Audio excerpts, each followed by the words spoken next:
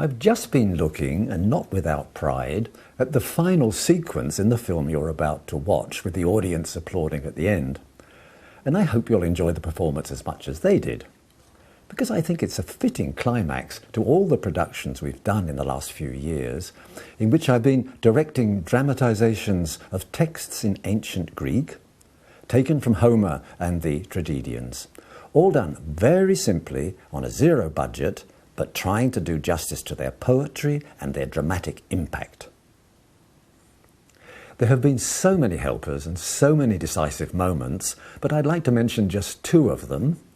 The first being my meeting with James Willets in 2007, a classicist who's filmed the last 8 plays and has helped to drive my standards up and up.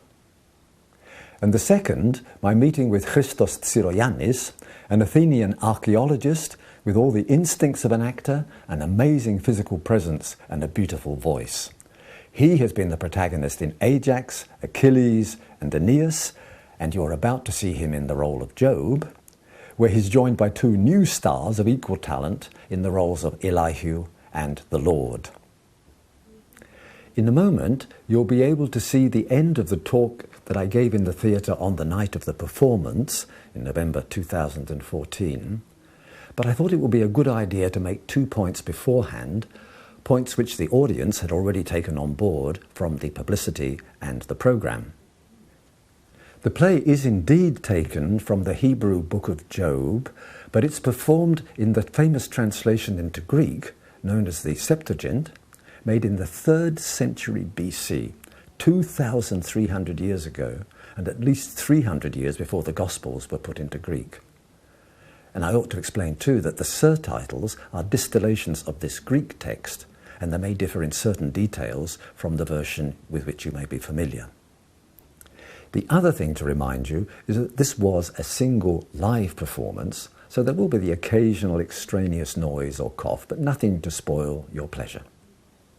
So, over to the theatre now and my introductory talk, where we'll pick up my explanations after the point where I had issued the usual request about mobile phones. And now for the explanations, particularly for those who haven't been to one of my things before. On the screen, when it's really going, you'll see a standard layout.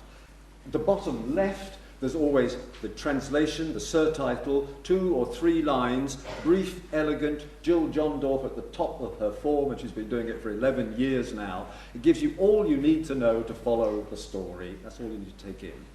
Top right on the other corner, you'll see an image of a head, and that is chosen to represent the character who is then talking. Only for Job have I used several heads, because he has quite a lot to say, and I wanted several takes on his head. Okay?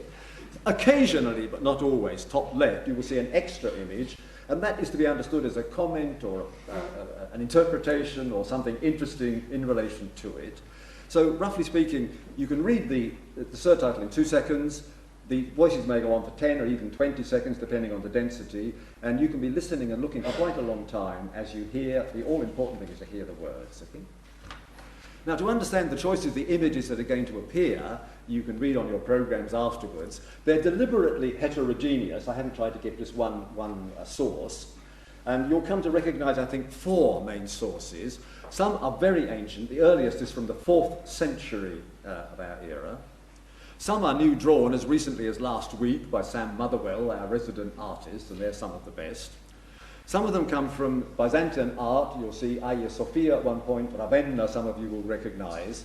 Some from the middle of the Middle Ages. The most significant, though, are the ones I've been trying to show you on screen beforehand. They come from between 1480 and 1520. We're in the Low Countries, Burgundy, West Germany, an area where there was a particular cult of Saint Job, no less. And he was widely venerated as a saint there.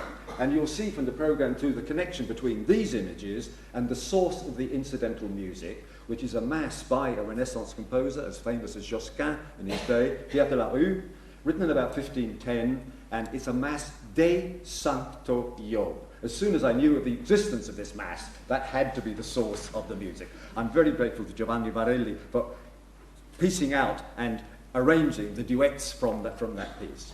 Okay, the last thing to explain, and then I can go away, is the pronunciation this evening.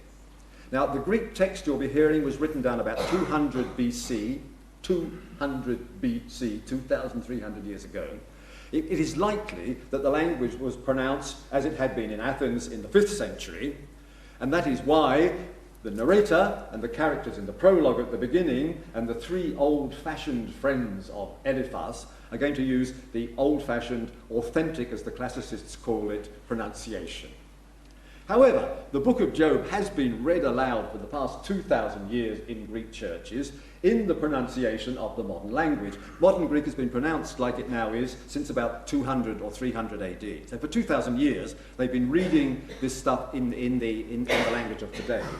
And that is why the protagonist, Job, all the way through, and his wife, and then when he comes on, the lawyer, and finally God as judge, they speak the language of modern Greece. They pronounce it exactly. For them, it's like reading Chaucer.